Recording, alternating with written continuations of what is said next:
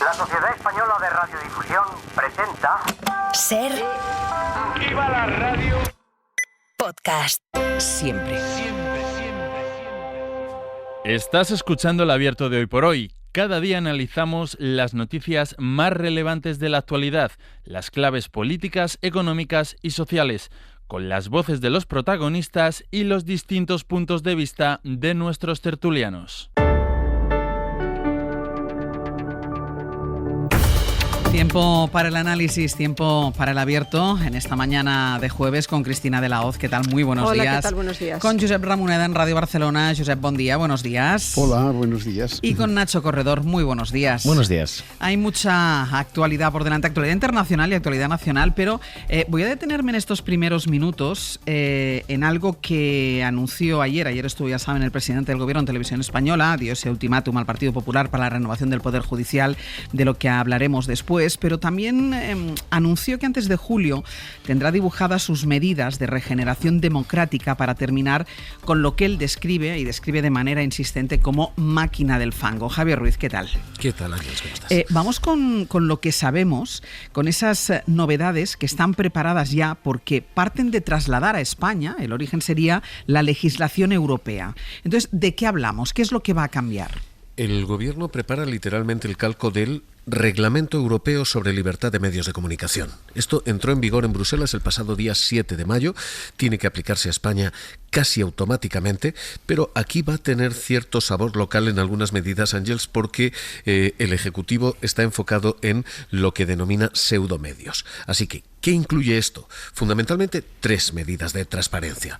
Primero, la transparencia de accionistas, por llamarlo así, es básicamente hacer obligatorio reportar quiénes son los dueños y quiénes son los intereses que hay detrás de ciertos medios. Se dicta, esto te leo literal, que hay que aumentar la transparencia en cuanto a la propiedad de medios de comunicación. Esta es la primera. Segunda, transparencia institucional. Lo que se intenta aquí fundamentalmente es evitar que haya publicidad institucional, dinero público que sostenga intereses privados, turbios intereses privados. Y aquí lo que se dice es que hay que garantizar la transparencia de la publicidad estatal para los prestadores de servicios. En fin, de fijar parámetros objetivos para esas adjudicaciones de publicidad. Llevamos una. Accionistas, 2, gobiernos, publicidad institucional, nos queda la tercera, transparencia en la medición de audiencias. Y aquí lo que se busca es fijar estándares en lo que se denominan como prácticas comunes del sector, para evitar a esos medios que se miden a sí mismos, que hay veces que tienen más lectores que españoles.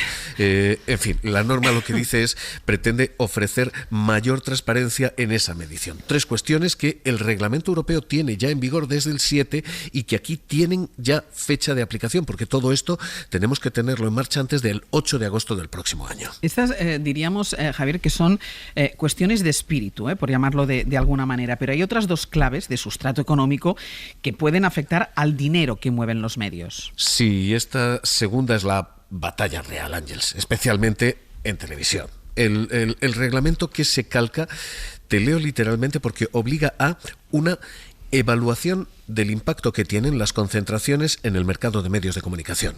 Y se dice sobre pluralismo y sobre independencia editorial. En castellano, lo que se está diciendo es si hay demasiado poder en muy pocas manos como para garantizar el pluralismo. Y aquí las cifras en España lo que dicen es esto. 2 grupos de comunicación concentran el 85,3% de la publicidad del mercado televisivo según los datos de Infoadex. De los 1.400 millones que se reparten, 1.370 están en manos de 2 jugadores. Es cierto que esos grupos han ido perdiendo cuota frente a otras televisiones. En los últimos años han ido efectivamente menguando, pero en los últimos 3 años han perdido solo 3 puntos. En 2021 controlaban el 88% del mercado, hoy controlan el 85%, 3 puntos menos.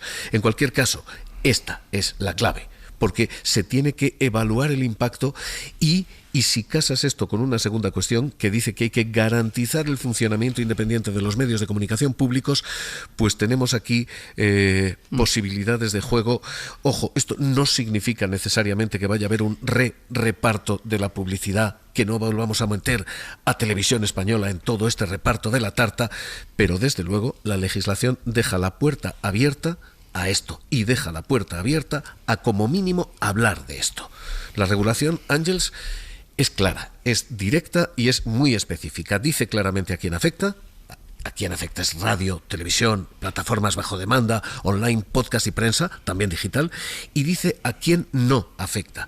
Esto no afecta a usuarios, no afecta a Twitter, no afecta a emails, no afecta a mensajes de empresas, así que esto es efectivamente lo que viene y viene rápido además. Javier, muchísimas gracias. Un abrazo.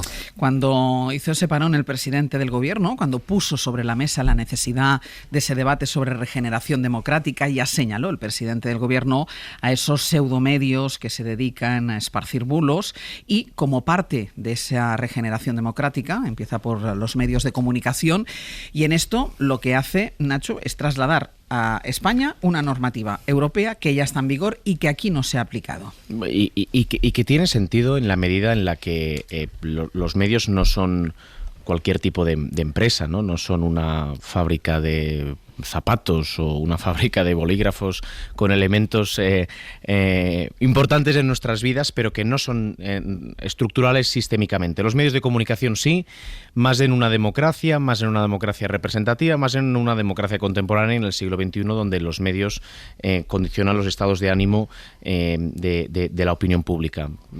Saber quiénes son accionistas de los medios de comunicación o saber quién financia los medios de comunicación es un ejercicio de transparencia que, del mismo modo que lo exigimos a las instituciones, tiene sentido exigirlo a aquellos que se relacionan con las instituciones o tienen una capacidad fuerte de relación con las instituciones. Y desde esa lógica el reglamento ha sido aprobado por una amplia mayoría de los diputados del Parlamento Europeo y transponer y trasladar a nivel legislativo, incluso desarrollar y ser más preciso respecto a eso en nuestro Parlamento Nacional, no debería aparentemente generar ninguna polémica.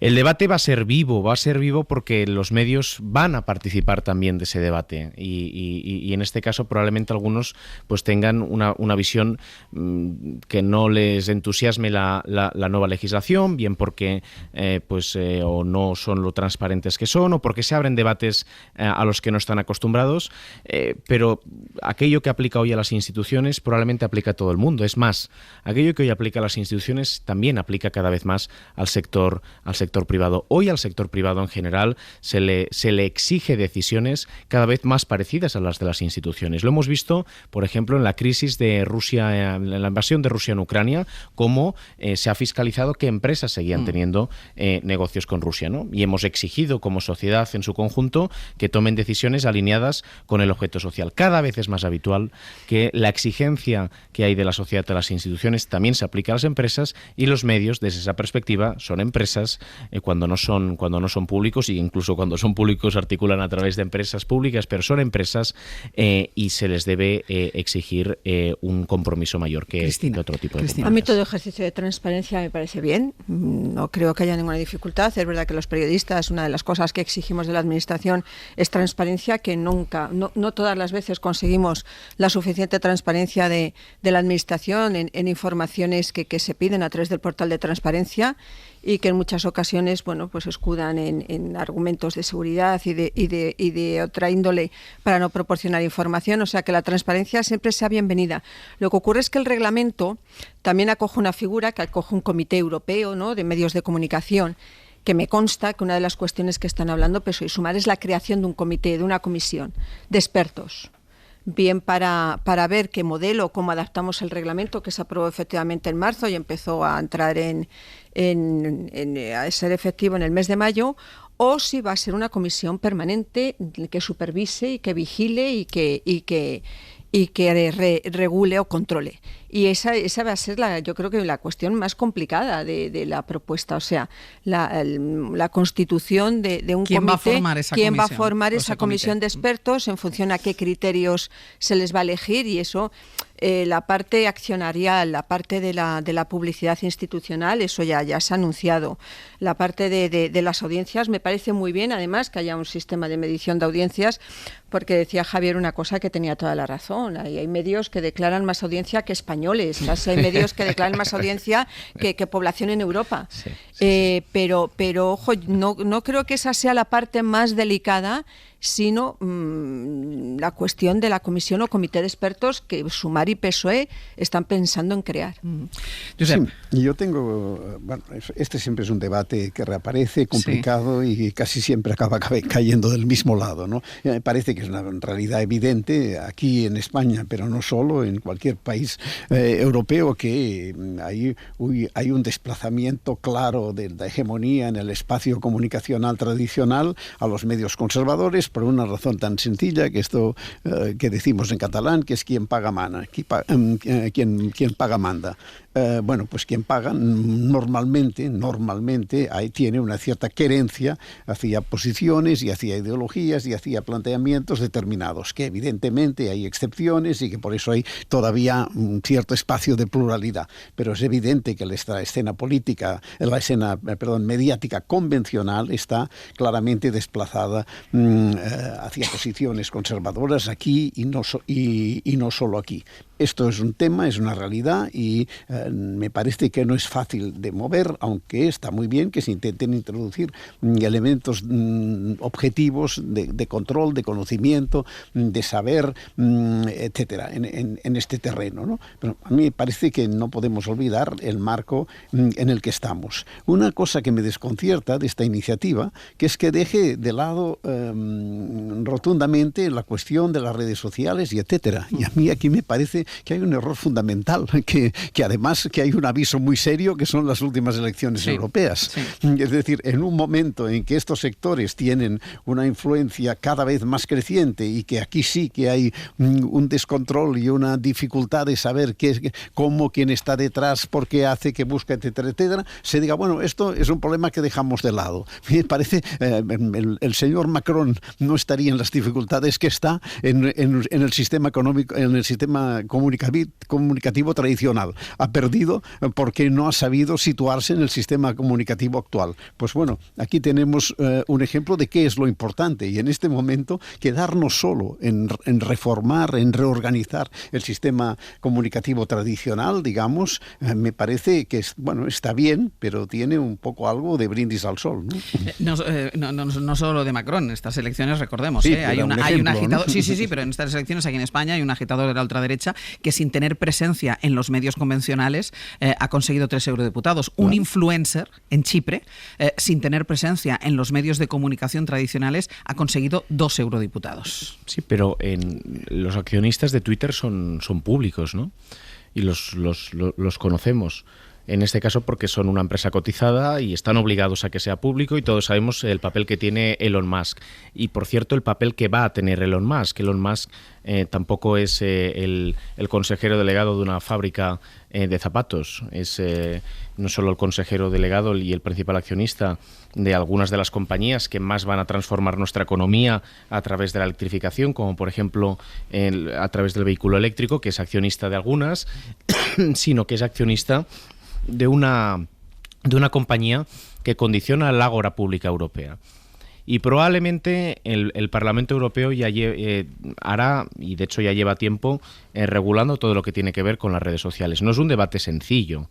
Y no es un debate sencillo porque afecta a derechos y a libertades. A mí una métrica que ha salido en las últimas horas que me ha parecido muy interesante es cómo durante la campaña de las europeas el papel que han tenido cada una de las redes sociales para combatir la desinformación.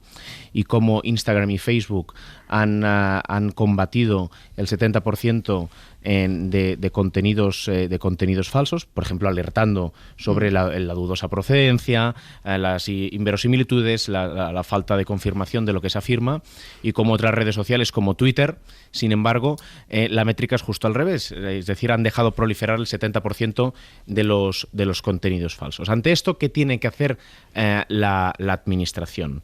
Porque cuando se abre, como bien señalaba Cristina de la Hoz, el debate sobre que haya comités de expertos que tengan potestades para tomar decisiones respecto a eso, pues se genera un debate que, por cierto, es razonable que se genere, porque limitar en muchas ocasiones lo que se dice, como no se sabe en manos de quién, genera problemas. Pero lo que es cierto es que, habiendo existido fake news toda la vida, y en la prensa tradicional toda la vida, la gran diferencia es que ahora la capacidad y la velocidad de difusión de un elemento de desinformación es muy rápido y hace que el estado de ánimo de un país pueda cambiar de un momento a otro. El ejemplo de nuestro país es evidente, es decir, de forma fuera de foco, a través de Telegram básicamente y de otras redes sociales como TikTok, por cierto, propiedad del gobierno chino.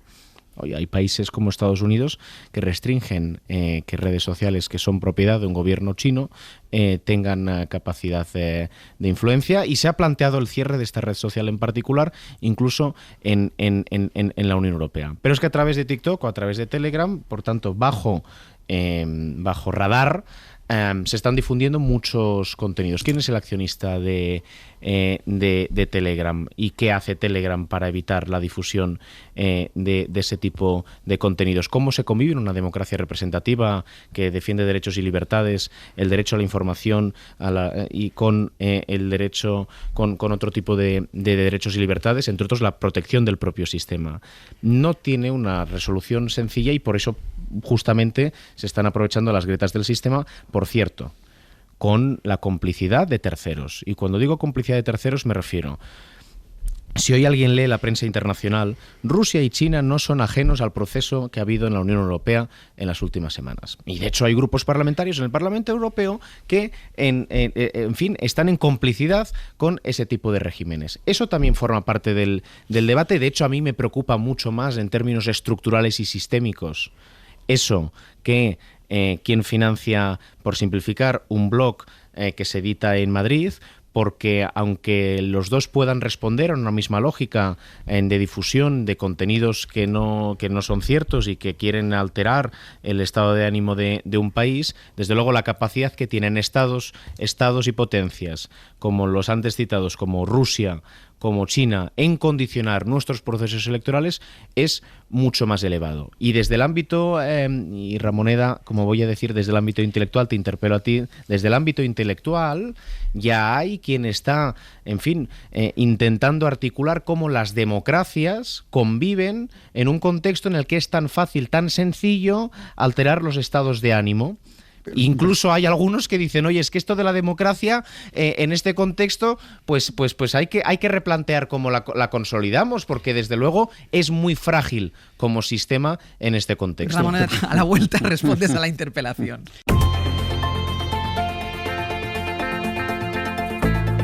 El Abierto. Ser podcast. En el Abierto, Nacho Corredor, Cristina de la Hoz y Josep Ramoneda hablando de las medidas de regeneración democrática, lo que está planteando el Gobierno para el capítulo de los medios de comunicación, esa traslación a la legislación española de la legislación europea, y hacía una apelación a la intelectualidad de Ramoneda. Nacho Corredor, Josep. No, precisamente por eso me sorprende que el Gobierno lo plantee como solo ceñido a estos espacios y se olvide de los nuevos espacios comunicacionales, ¿no? Porque esta, efectivamente, es una cuestión clave y los ejemplos que has puesto, Nacho, lo confirman perfectamente. Y insisto, estas elecciones son una prueba práctica de todo esto. Es decir, la democracia convencional, tal como la hemos entendido y la hemos conocido, funcionó en un sistema de comunicación basado en la prensa escrita, la radio y después la incorporación de la televisión. Cada uno de estos medios, podríamos entrar en ellos, el papel que han jugado, pero este era el marco sobre el que esto comunicacional, sobre el que esto, digamos, funcionaba y creció y se desarrolló. Ahora hay un cambio acelerado del espacio comunicacional que es como cambiar el contexto de vida, es como que cambiar un medio ambiente, crear un medio ambiente nuevo en el terreno de la comunicación. Y por eso vemos cosas. ¿Cuánto tiempo si un grupo de amigos deciden hoy hacer un partido, tardarán bastante tiempo, probablemente, y mucho esfuerzo a conseguir 800.000 votos. Y este ciudadano Alvise, o como se llame, lo ha conseguido en un mes. Bueno, pues estos son unos cambios estructurales profundos que el ejemplo, me parece, en este momento de la política francesa es muy claro. Un personaje significativo del estilo comunicacional clásico, Emmanuel Macron, que parece no haberse enterado de que el mundo ha cambiado y de golpe, sin él ser consciente, se ha llevado una de las derrotas más espectaculares de la democracia historia reciente. Pues esta es la realidad y es sobre este territorio sobre el que hemos de operar y sobre este territorio que hemos de ser capaces de crear un sistema democrático que pueda seguir sin turbulencias graves en este nuevo marco comunicacional. Y por eso me sorprende que se diga, vamos a regular todo esto, vamos a hablar de todo esto, y en las redes nos olvidamos. Bueno, pues si son las que mandan, dicho ahora sí a lo bruto, ¿no? Yo creo de todas maneras que tampoco hay que demonizar las redes sociales, sinceramente, entre otras cosas, porque hasta es otro medio, no es que hasta los partidos tradicionales las están usando como elemento de transmisión de sus políticas. Es decir, los periodistas ya estamos acostumbrados a que nos tengamos que enterar, por ejemplo, a través de Twitter. Quiero recordar, las 2 cartas presidenciales han sido 2 cartas colgadas en Twitter, en una red social, ¿no? Buscando una comunicación directa con el ciudadano sin intermediación de lo que entendemos como prensa tradicional.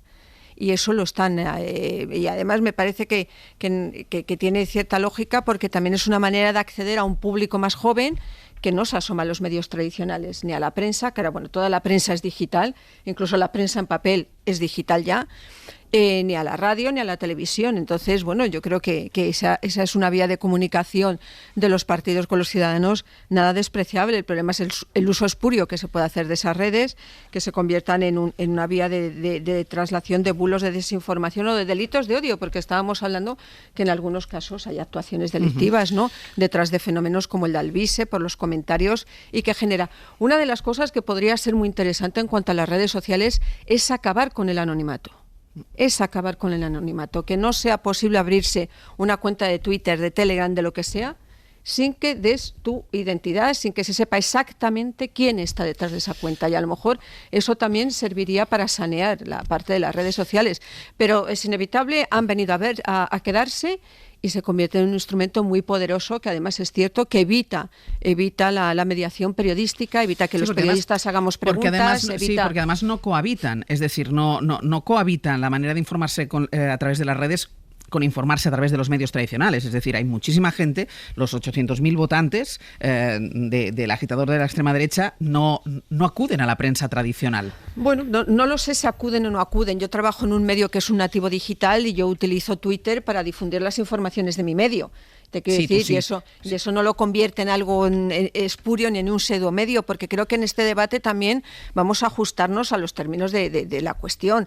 Desde el gobierno lo que se traslada es poco menos que toda la prensa crítica es un pseudomedio y además tiene tendencia ultraderechista, ya que se ha acusado a una serie de medios de comunicación que yo considero muy solventes, y en este caso no estoy hablando solo del Independiente, estoy hablando de otros medios de comunicación que yo considero muy solventes, a los que el presidente del gobierno ha calificado de medios ultraderechistas y pseudomedios. Es que esos son los términos del debate y a mí me parece gravísimo. Nacho. Una previa, porque todo este debate lo estamos teniendo después de las elecciones europeas, y yo quisiera señalar que en términos comparados con lo que pasa a nuestro alrededor, en España estamos bastante bien. España, en los 2 primeros partidos, son los 2 partidos que van a gobernar la Comisión Europea, que están comprometidos con el proyecto europeo y que contrasta con lo que está pasando a nuestro alrededor. Y todo este debate lo tenemos en este contexto.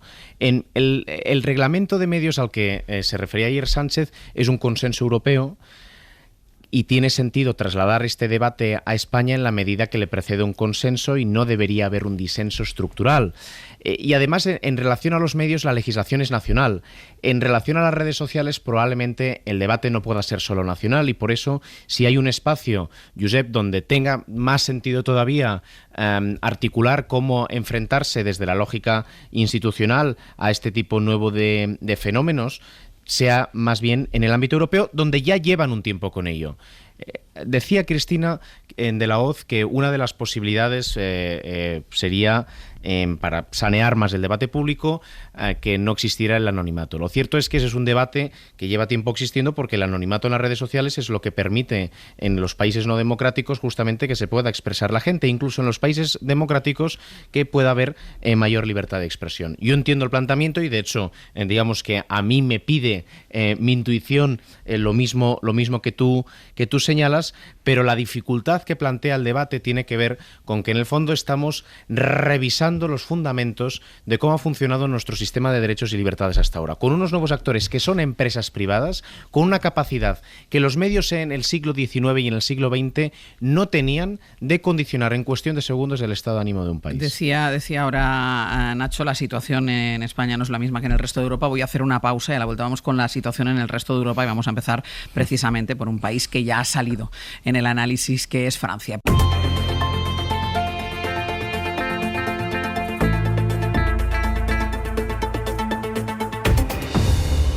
En el abierto, Nacho Corredor, Cristina Dalaoz y Josep Ramoneda. Les decía que íbamos a dar una vuelta por Europa para contarles y analizar algunos episodios que se han vivido estas últimas horas, sobre todo después de las elecciones europeas. Por ejemplo, en Francia, les decía yo, porque desde el domingo, antes incluso de conocer los datos oficiales, hay un auténtico terremoto político después de la convocatoria electoral que hizo minutos después de que se conocieran los sondeos Emmanuel Macron en ese país. Y es un terremoto que de momento tiene patas arriba, especialmente a uno de los partidos fundamentales en la construcción de la República. Es la derecha tradicional francesa, que ha entrado en barrena con el partido roto desde que su líder dijo que quería pactar con la ultraderecha de Le Pen de cara a las elecciones legislativas que en primera vuelta van a ser el 30 de este mismo mes. Dijo eso y sus colegas le cesaron fulminantemente ayer. Corresponsal en París, Vicenç Batalla, buenos días. Hola, buenos días, Ángeles. Aunque el episodio no ha sido fácil, porque parte del partido decide cesar al líder del partido, pero él, Éric Ciotti, el líder conservador, se encerró en la sede del partido para no dejarles pasar. Sigue diciendo que él es el presidente legítimo, aunque la cúpula del partido le ha echado. Dice incluso que va a nombrar a sus candidatos para esas elecciones legislativas. Sí, porque aunque esta cúpula de los republicanos haya echado a Éric Ciotti, hay secuelas y habrá secuelas. De hecho, los electores se van a encontrar con dos candidatos de derecha en sus circunscripciones.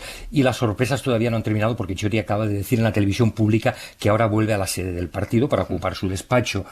Ayer fueron las copias de las llaves de la secretaria general Anne Genevard, que ha pasado a ser la presidenta interina, las que permitieron que pudiera entrar después del comité político que tuvo que celebrarse en una sala cercana. Y en televisión acabo de escuchar ahora que es posible que hayan cambiado la cerradura de esta puerta principal. Y, por cierto, tengo que rectificar que Ciotti no es alcalde de Niza, sino que tiene su feudo electoral en Niza. Otra cosa es que con el alcalde de Niza tiene una rivalidad muy fuerte, porque los dos vienen de la derecha, pero el alcalde de Niza se ha ido al macronismo. En todo caso, este era el momento en que Anne Genevard anunciaba la expulsión de Ciotti.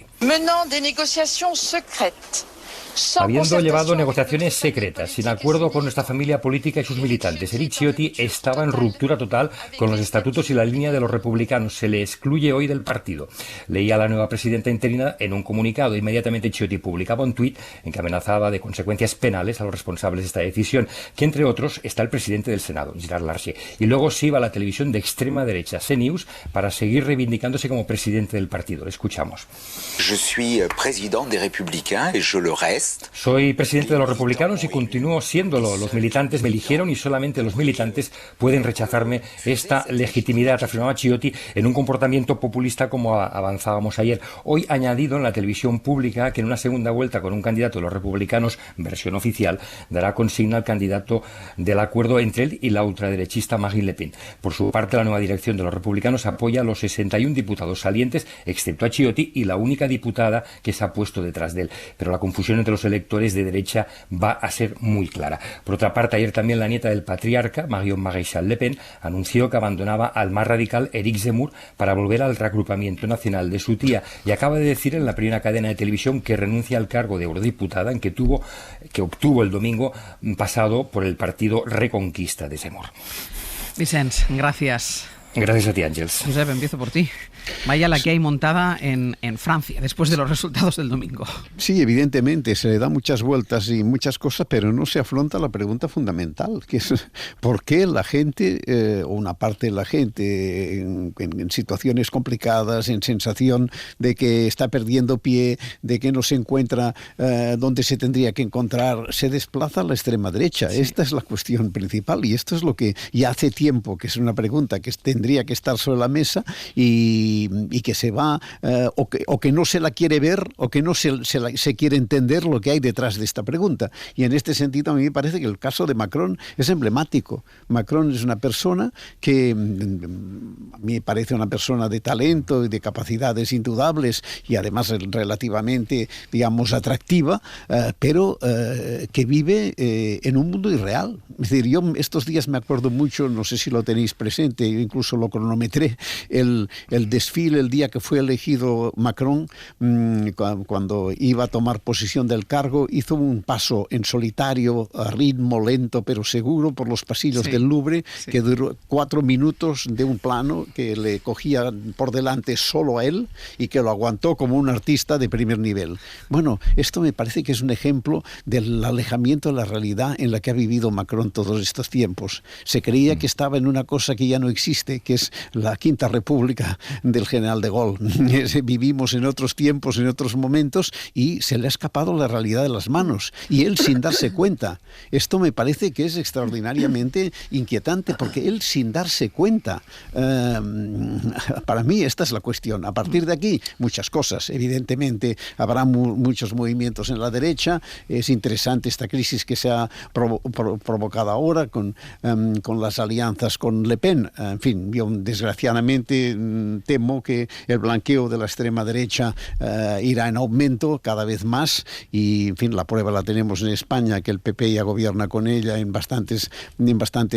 comunidades autónomas, pero así ocurrirá en otras partes. Pero para mí la pregunta es esta: ¿qué está pasando y por qué no se sabe responder? ¿Por qué Sarkozy no ha sabido responder a problemas que están más o menos vagamente identificados, pero que se tendrían que identificar? Siempre vamos a lo mismo, a los más recurrentes, ¿no?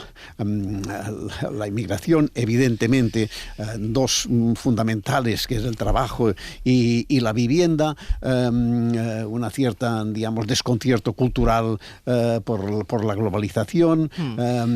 Siempre vamos un poco al tema ecológico, la reacción contra la conciencia ecológica, pero hay que ir al fondo de esto. Es la única manera, ir al fondo de las cuestiones que hacen que haya este público desencantado, desorientado, y aquí hay que acelerar, porque si no, no sé dónde nos encontraremos. Es interesante, Cristina, el planteamiento que hace Josep, que además yo creo que es transversal en muchos países europeos, al que yo añado la juventud.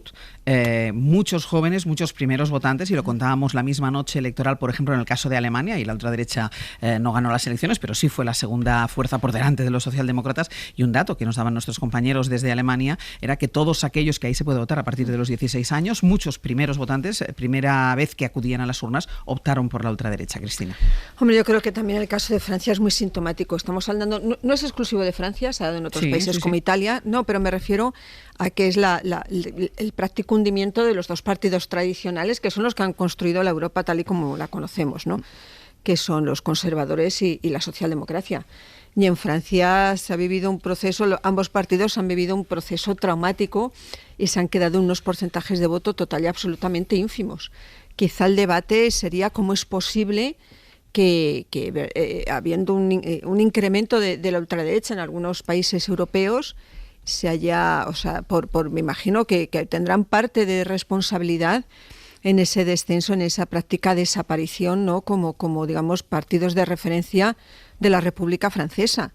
En un momento el PSOE, los socialistas, franceses, iniciaron un proceso de acercamiento a Mélenchon, que recuerdo que también fue muy polémico, porque Mélenchon tenía un componente bastante antieuropeísta y antiglobalización, y ahora hay un acercamiento del presidente de los republicanos hacia Marine Le Pen, ¿no? que puede ser la que gane las elecciones que ha convocado Macron, en un ejercicio muy arriesgado. O sea, toda estrategia política que consista en convocar elecciones es un ejercicio de riesgo de primera magnitud. Se ha abierto una incógnita tremenda en Francia. Macron hasta ahora era un poco el dique de contención de esa ultraderecha, y ahora a lo mejor con esta maniobra que respondía a la evidencia de que la ultraderecha ha ganado en Francia las elecciones europeas, con esta maniobra a lo mejor lo que les abre es la puerta al gobierno.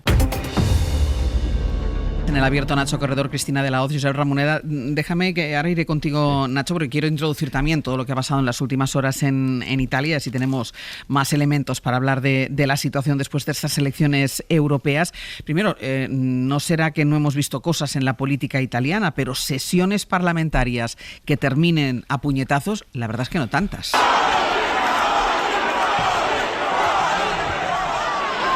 Pues así como están escuchando, terminó ayer un debate sobre la transferencia de competencias del Estado a las regiones. Estamos hablando del Parlamento de Italia. Roma, corresponsal Joan Solés, buenos días. Buenos días, Ángel. Todo empezó porque un diputado del Movimiento 5 Estrellas, al que habían expulsado previamente de la Cámara, volvió a entrar, intentó colgarle al cuello una bandera a un ministro. Otro diputado de la Liga se revolvió con golpes y a partir de ahí una batalla campal de esas que estamos más acostumbrados a ver en parlamentos asiáticos, pero menos en los parlamentos europeos. Sí, se debatía en la Cámara, como dices, la aplicación de la autonomía diferenciada, que divide el Parlamento italiano en esta ocasión entre federalistas y unionistas. Uno de estos últimos quiso ponerle la bandera tricolor al ministro promotor de la iniciativa, Calderoli, de la derechista Liga. Inmediatamente los ujieres trataron de impedirlo y acudieron otros diputados unionistas para frenar a los ujieres y reaccionaron los federalistas para separar a los unionistas, sumándose al tumulto, unos a empujones y golpes, otros a puñetazos, arañazos y zancadillas. En fin, un espectáculo lamentable, cosa de hombres, porque ninguna diputada participó en lo que parecía por unos minutos el patio de un manicomio. Hacía muchos años que no se producía un altercado así monumental en el hemiciclo. Hay otra imagen que vamos a ver desde hoy en Italia. Empieza la cumbre del G7, va a durar hasta el sábado. Antes hablábamos y ahora vamos a continuar hablando de la victoria del domingo de la ultraderecha en Francia. En Italia la ultraderecha ya gobierna. Bueno, pues la primera ministra Giorgia Meloni, que es la anfitriona de esta reunión del G7, está maniobrando para que de esa reunión no salga ninguna referencia al aborto. Hay una en el borrador inicial del documento que apuesta por preservar y asegurar un aborto seguro y legal. Meloni de momento la ha hecho desaparecer.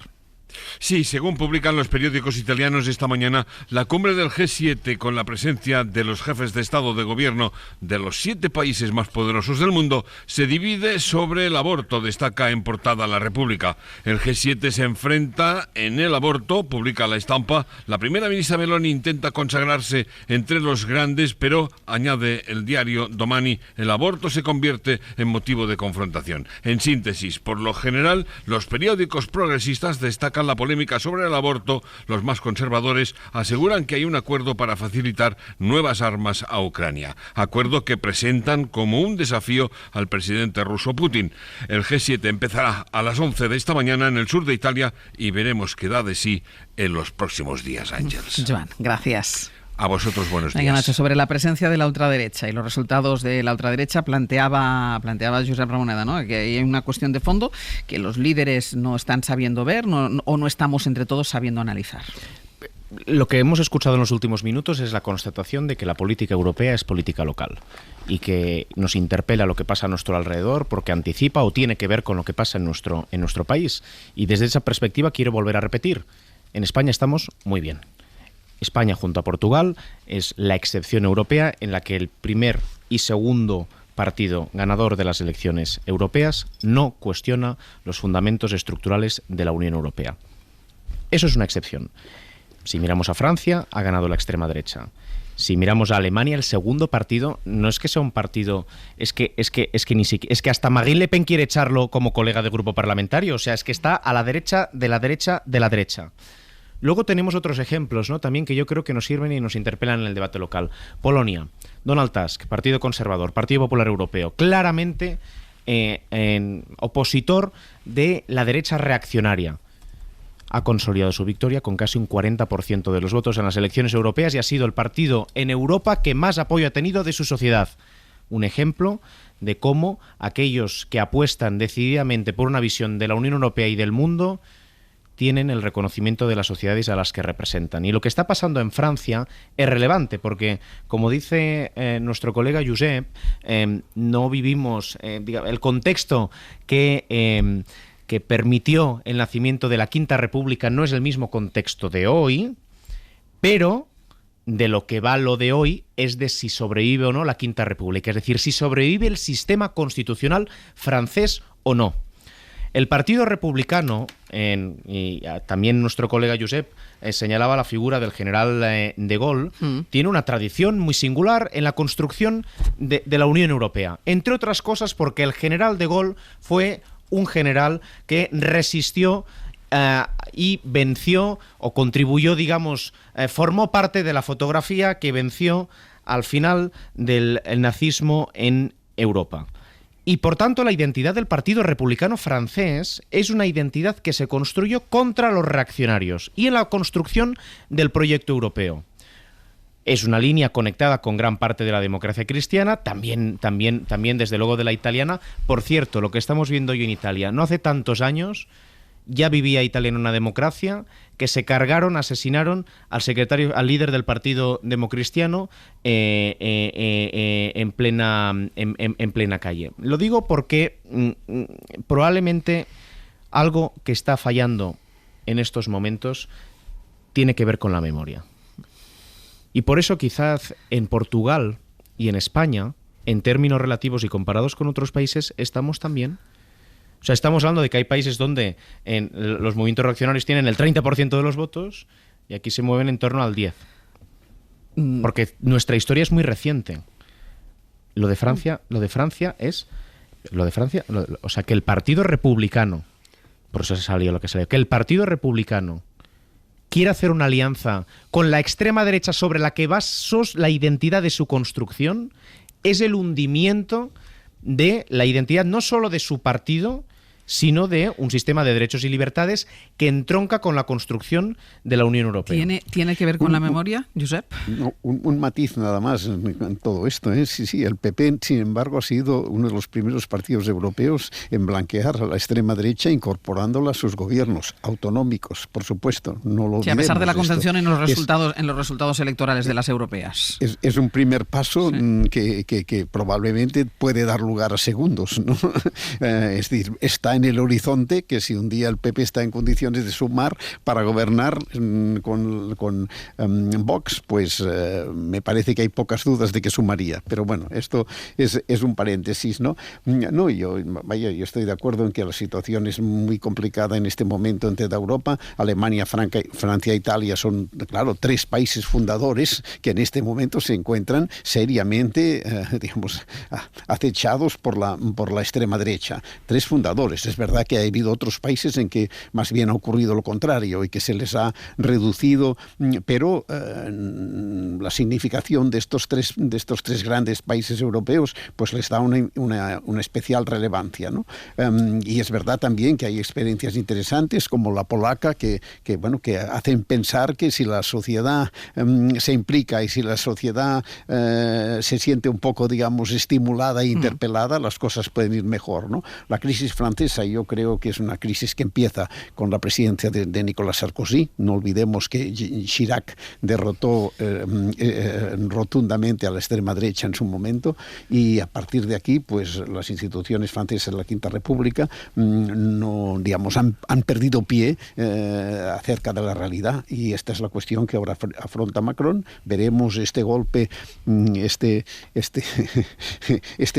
intento de Sánchez. Me parece que el contexto no es el mismo, por tanto no es seguro este intento de hacer un Sánchez que ha hecho Macron, a ver si le da resultado o no. A mí me parece según las improbable. encuestas no se lo va a dar.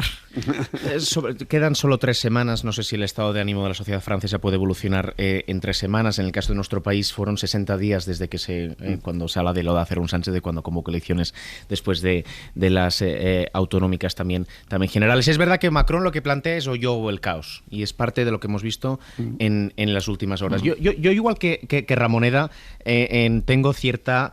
Soy un poco francófilo, pero es verdad también que Francia está en un momento, yo no quiero decir de decadencia, porque luego mis amigos franceses van a deprimirse acelerados por mí, pero en un debate que ha habido en las últimas semanas que ayuda muy bien a entender el estado de ánimo de la sociedad francesa es que el debate público generalista ha estado girando en torno a Nueva Caledonia, que es algo que que lo pongo aquí sobre la mesa y a nadie le suena de nada, que es una colonia que tienen en la otra punta del mundo y que, sin embargo, ha hecho intervenir hasta primeros ministros como Lionel Jospin sobre lo que hay que hacer en Nueva Caledonia. Francia es un país que ha tenido una influencia global y mundial muy relevante, y parte de lo que hoy está pasando en Francia tiene que ver con lo que pasó probablemente a final del siglo XIX en nuestro país, en 1898, que es con la pérdida, digamos, del poder a nivel global. Y eso está generando un estado de ánimo desde hace ya bastante tiempo en Francia, que canaliza también en movimientos como los que estamos viendo, ¿no? Dejadme que entre ya en política más doméstica. Algunas cosas han salido, pero vamos con ese ultimátum de Pedro Sánchez al Partido Popular. Ayer fue en una entrevista en Radio Televisión Española, ese ultimátum que dio para la renovación, para que se renueve después de más de 5 años con el mandato caducado el Consejo General del Poder Judicial. El ultimátum que le da Pedro Sánchez al Partido Popular es que la renovación tiene que ser antes de que termine este mes de junio, y de no hacerlo, el Gobierno se plantea quitarle al Poder Judicial el poder de nombrar a los magistrados del Supremo. El PP ya ha rechazado este ultimátum. Mariela Rubiola, de nuevo. Hola de nuevo. Y dice, porque además ha habido ya petición de reunión para el viernes por parte del Gobierno al Partido Popular, y el Partido Popular dice que solo se sentará a negociar con el Gobierno si Bruselas media otra vez entre ellos. Así es, solo si hay mediación europea, porque en Génova rechazan tajantemente reunirse a solas con el Gobierno, como les propuso el ministro Bolaños. El PP, que hablaba ayer de chantaje, pedía vía González Pons la mediación urgente de la vicepresidenta de la Comisión, de Věra Jourová. El Gobierno, por su parte, invitaba a la vicepresidenta europea este viernes a España a verse ese mismo día o la semana que viene en Bruselas. Es decir, Ángels, el Ejecutivo acepta continuar la mediación europea, pero sin renunciar al ultimátum de 15 días que le ha planteado Feijóo.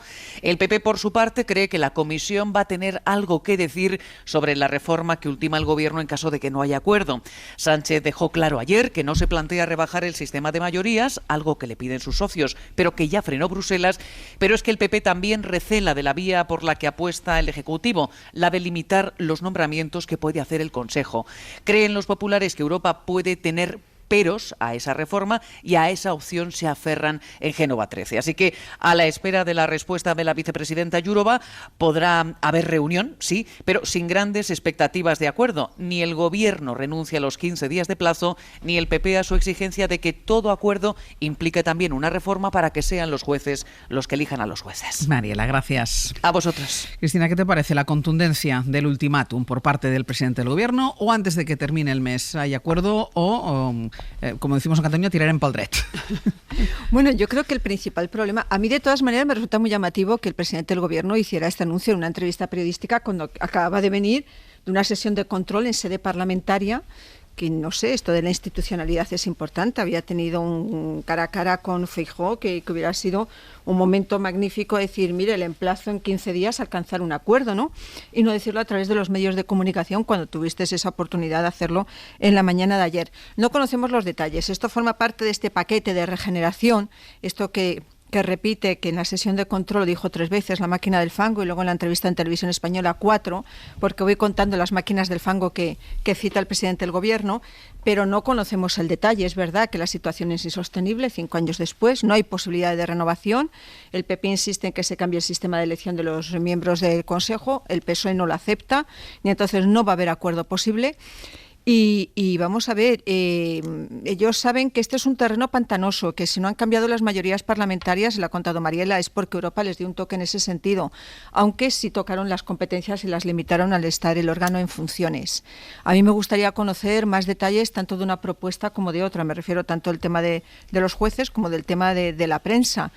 Lo sabremos en poco tiempo. No tengo ninguna esperanza de que, aunque haya una nueva reunión a 3, que por lo que sé, bueno, que el PSOE acepta esa reunión a 3 con la mediación de la Comisión Europea. Sí, pero ya ha mediado la Comisión, ya ha habido reuniones ya ha habido a 3. reuniones, y además yo defendí aquí que, teniendo en cuenta que esta había sido una idea y una propuesta del Partido Popular de meter a la Comisión Europea por el medio, estaba, digamos, condenado a alcanzar un acuerdo, o sea, pero bueno, pues no, parece que no. Y yo, si tuviera que apostar ahora, diría que tampoco lo va a haber esta vez.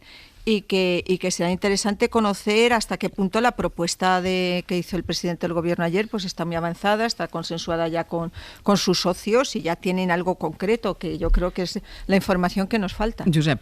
Pero no olvidemos nunca lo fundamental. El PP está en falso por una razón muy sencilla. Hace 5 años que no cumple la ley. Hace 5 años que se opone a cambiar el Consejo General del Poder Judicial como tenía que ocurrir. ¿Y por qué se opone? Porque considera que tiene mayoría en favor de sus intereses en él. Y es tan sencillo como este. Por tanto, si hace 5 años que no incumple la ley, ¿con qué imposiciones y con qué urgencias y con qué exigencias puede venir? Pues con muy pocas. Y hace un poco de risa, ¿no?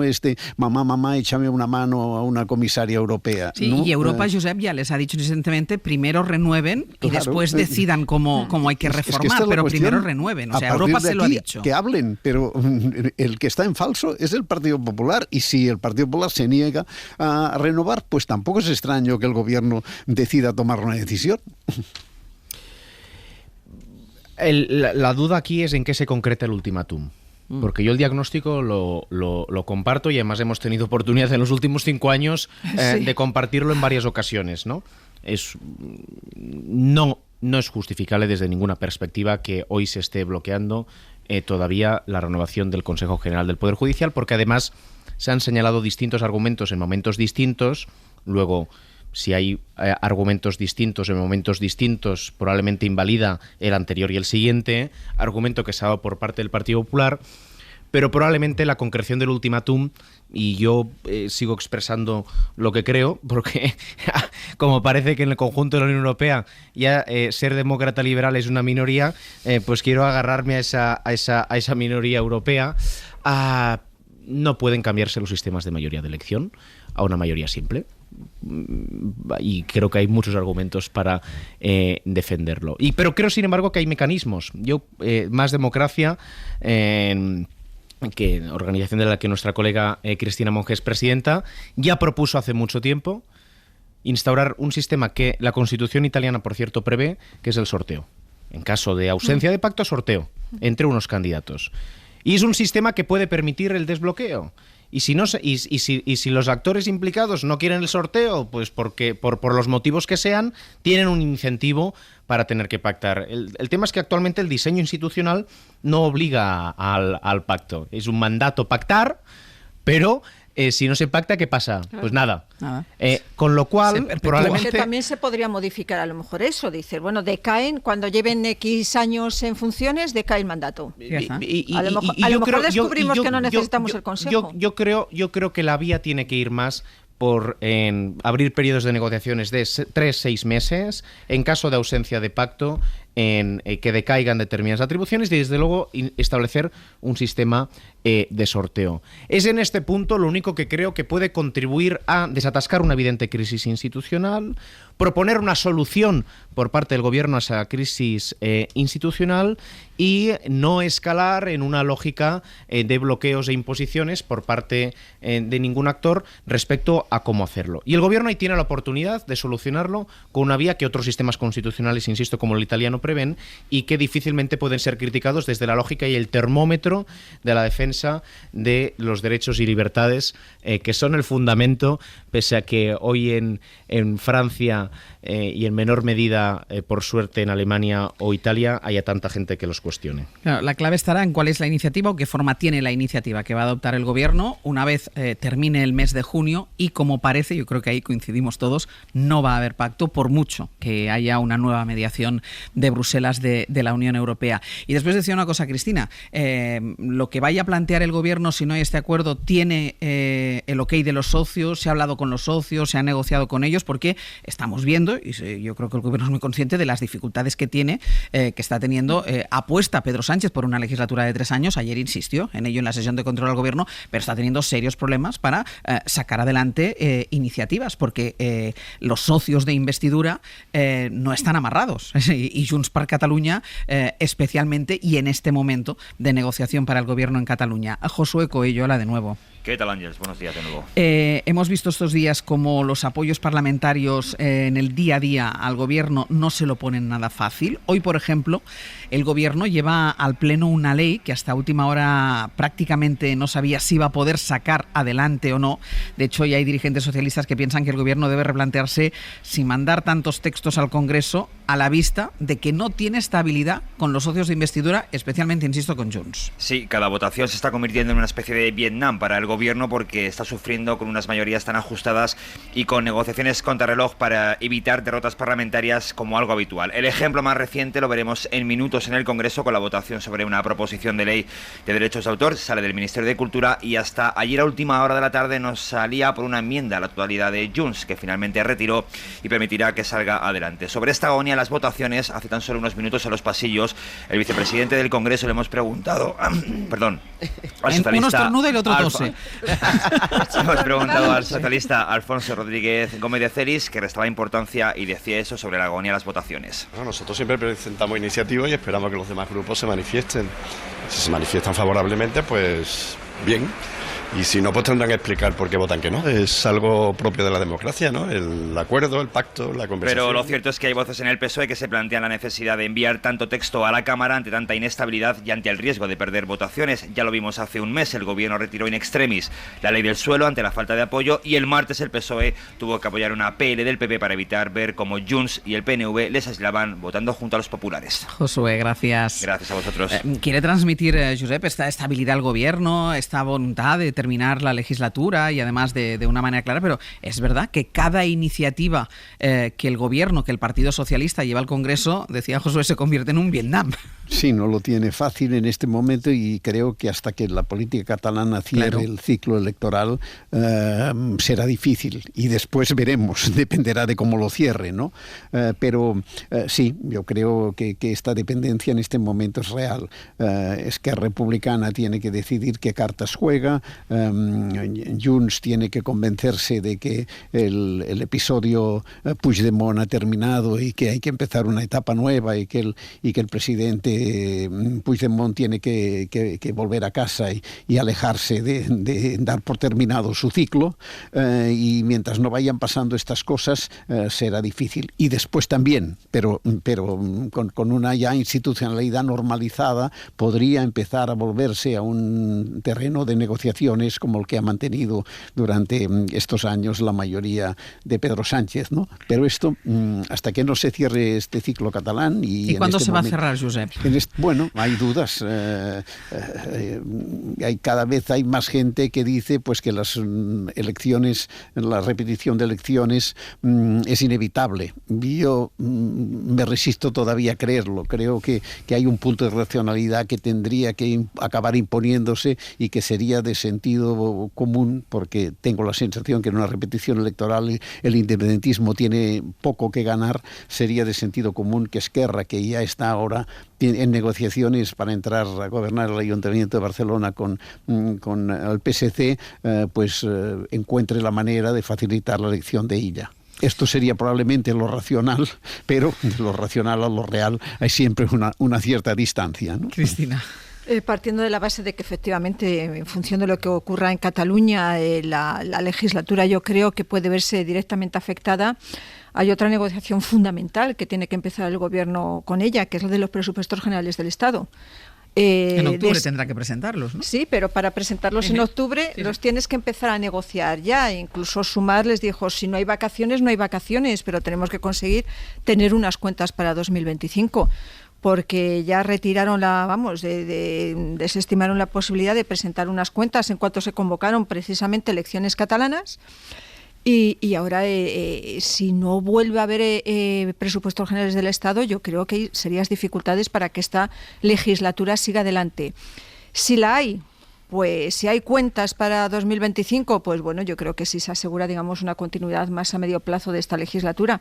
Pero yo creo que esa es la clave fundamental y depende de tantas cuestiones y entre ellas de qué ocurra en Cataluña, que esa es yo creo que es la prueba de fuego de la legislatura, las cuentas del Estado para el año que viene.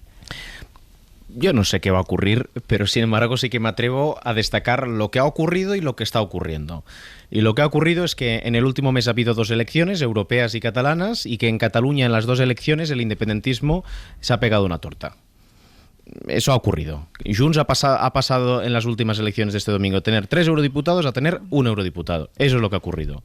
El tripartito del 155, es decir, los partidos que apoyaron la suspensión de la autonomía en Cataluña tras la declaración unilateral de independencia, tienen la mayoría absoluta del Parlamento catalán. Eso es lo que ha ocurrido.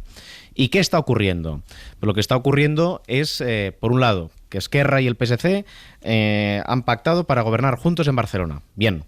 Que Esquerra y Junts han pactado una mayoría en la mesa del Parlamento de Cataluña. Bien.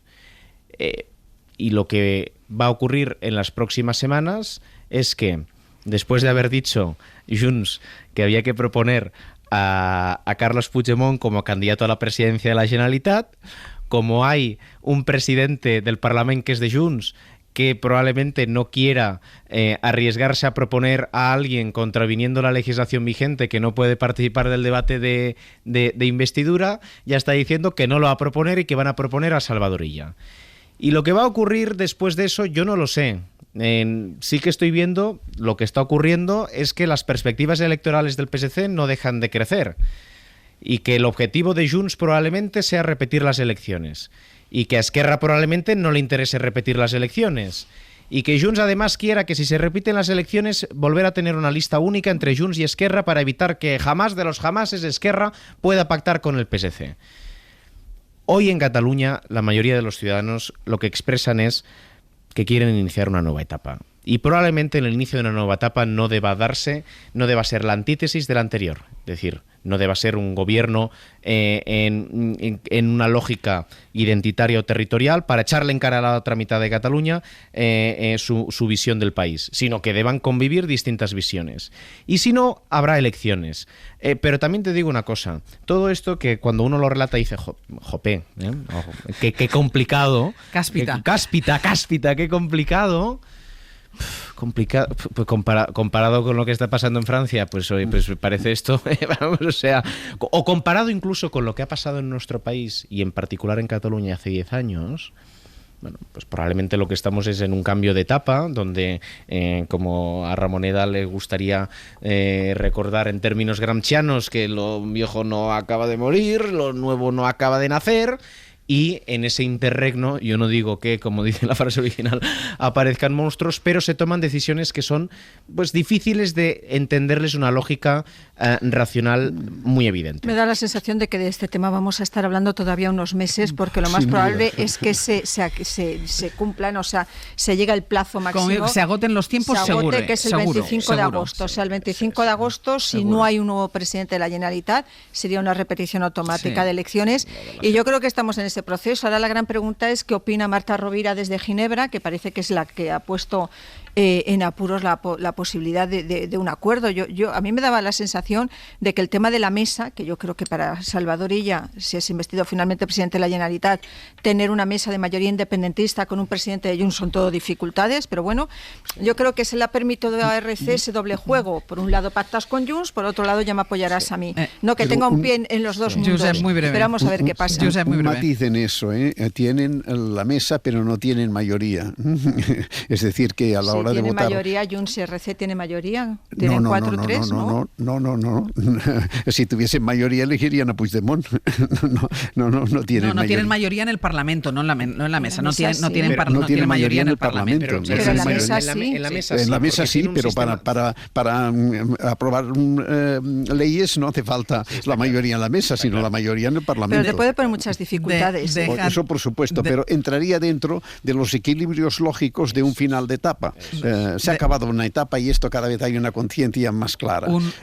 Bueno, pues muy bien. Entraría en esta lógica de que, bueno, os fuisteis más allá de lo posible. Como siempre que uno se va más allá de lo posible, pues lo acaba pagando. Acabado un ciclo, empieza otro, pero seamos respetuosos. Déjame un último minuto para algo que está anotado hoy en la agenda de lo que hemos venido hablando todos estos días. Hoy hay ejecutiva de Sumar para decidir qué hace ahora después de la dimisión de Yolanda Díaz. Bueno, dimisión dimisión a medias. Ana Fernández Vila, buenos días. ¿Qué tal, Ángel? Buenos días. De momento lo que sabemos es que Sumar no quiere nombrar a una persona que sustituya a Yolanda Díaz como coordinadora, sino una especie de gestora, ¿no? Sí, hay muchas incógnitas, pero todos tienen claro, más o menos, es que no pueden abrir ahora un debate sobre su sucesión orgánica, así que no van a nombrar a un sustituto como tal. El plan de la dirección de Sumar, que se reúne hoy a las 5, es nombrar una especie de gestora, un grupo reducido de personas que se encargue de pilotar el partido durante el periodo de reflexión que han abierto tras los batacazos electorales para ver cómo pueden hacer que funcione, porque otra cosa que tienen todos claro también es que el proyecto que lanzó Díaz hace solo un año no está funcionando. Esa es la razón que le llevó a anunciar el lunes su renuncia como coordinadora general de Sumar. Eso nos explican en su entorno, pero es una decisión que muchos no entendieron. Eso nos reconocen algunos dirigentes. No se entendió esa decisión y mucho menos su aclaración posterior, que sumió ayer al grupo parlamentario de Sumar en un fuerte desconcierto. Hay quien habla incluso de desastre comunicativo. Ella hoy en Televisión Española ha reconocido que la situación es compleja, pero ha justificado la incomprensión de todo este asunto en que no es habitual que los políticos dimitan. Esto ha dicho. Yo he dimitido, yo ya sé que es muy raro, es tan complicado como que todo el mundo me llamaba, pero pues, si no dimite nadie, bien, pues yo creo que hay que dimitir, me lo han enseñado en mi casa, por un ejercicio de responsabilidad personal. Por supuesto, soy de Sumar y seguiré en Sumar, pero abandono mis responsabilidades políticas.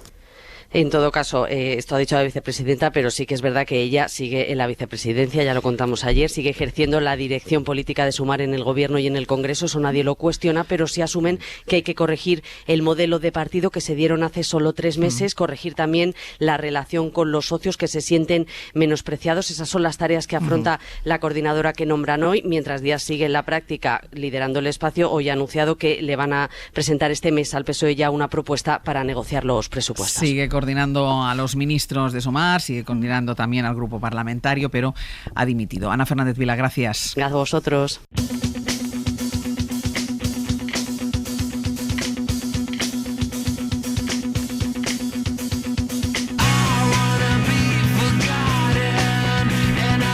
Últimos minutitos del abierto. Sergio Castro, Pepe Rubio, buenos días. ¿Qué tal? Buenos días. Venga, últimos y poquitos. Venga, vamos a contar lo que vamos a hacer. En breve vamos a recibir a Jaime García Cantero y Nuño Domínguez, nuestros ministros de Ciencia y Tecnología, para hablar, entre otras cosas, de fachatubers, incel y tecnobros. Que me cuelguen si sé lo que estoy diciendo. El problema es que quienes se alimentan solo de ellos sí saben de lo que yo estoy hablando. ¿Vuelve a repetirlo? ¿Fachatubers? Fachatubers, que esto es muy bueno, incels y tecnobros. ¿Tecnobros? Sí. ¿Qué pasa, bro? Ah, ¿va de ahí? ¿Qué pasa, bro? No estoy seguro, no estamos seguros, no estamos seguros. ¿Qué vas? En Usted no sabe, hoy te vas a encontrar con un hombre en el Museo del Prado y que no es Pablo Ortiz de Zarde, porque entonces no sería Usted no sabe, sería porque lo conoces. Exacto. Y en la lengua de Lola Pons vamos a hablar de un fallo que yo no tengo, pero tiene mucha gente. Yo tengo otros, pero este no, el dequeísmo. Dequeísmo. Bueno, es un error perpetuo en este país. Yo soy dequeísta. Tú eres dequeísta. Sí. Los catalanes somos habitualmente dequeístas. Viene de ahí. Bien, de las relaciones entre padres e hijos directores de cine habla hoy el profesor Ocaña en cine, y finalizamos en Al Diente, con Ena Aguirregoitia, hablando de un maridaje curioso, que es el lujo y la gastronomía en las redes sociales. ¿Somos un poco los menús que enseñamos? Vale. Impostamos. ¿Hay postureo? Yo creo que sí. Por eso es mejor no enseñar menú y ya está. No, pero es mejor no enseñar nada. No en las redes nada. sociales, Bueno, algo hay que exacto. enseñar a veces. No, bueno, A sí, veces. pero no en las redes, pero no en las redes sociales. Subir comida a Instagram es muy 2008, ¿no? O sea, No lo sé. esto ya está. No, pero creo que ha 2008, vuelto. o sea, ya está. Bueno, Nacho Corredor, Cristina de la Hoyo, Sabrán Moneda. Si te quieres quedar, Nacho, hasta la semana que viene. Hasta luego, gracias. Para no perderte ningún episodio, síguenos en la aplicación o la web de la SER, Podium Podcast o tu plataforma de audio favorita.